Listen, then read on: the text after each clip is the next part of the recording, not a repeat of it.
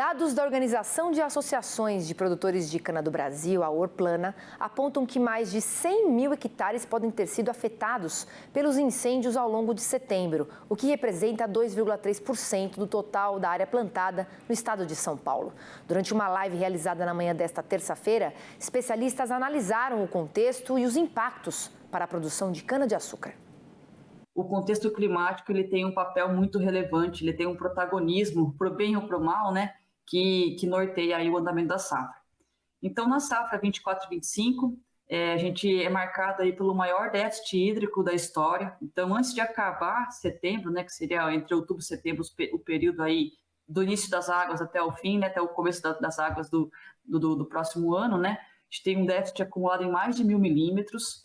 Então, isso prejudicou bastante o desenvolvimento da lavoura, né, dos canaviais.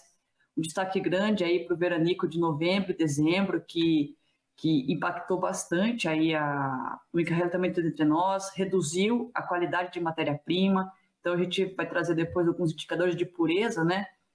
A qualidade do caldo que tem chegado nas indústrias está um pouco menor do que das safras anteriores.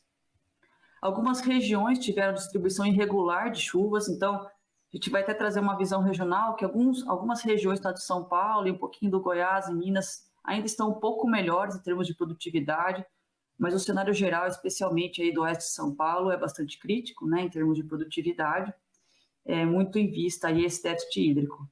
O que a gente já espera para o ano que vem, um impacto que nós devemos levar em consideração de justamente o impacto da queimada. E eu quero começar por esse outro bloco, ou seja, para o ano que vem, quais são os impactos que a gente tem e que já são imediatos? Primeiro, em algumas usinas, que a grande maioria já tinha feito trato cultural nessa área, vai ser necessário refazer esse trato cultural, porque não tinha chovido, ou seja, um trato cultural que praticamente foi perdido, é nitrogênio, NPK que se volatiliza nesse processo, né? Então é interessante lembrar que quando a gente olha só para tratos culturais, nós estamos falando de um CAPEX de manutenção próximo a R$ 4.000 por hectare.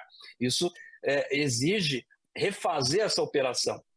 Eu posso ainda ter uma situação de um risco de não rebrota.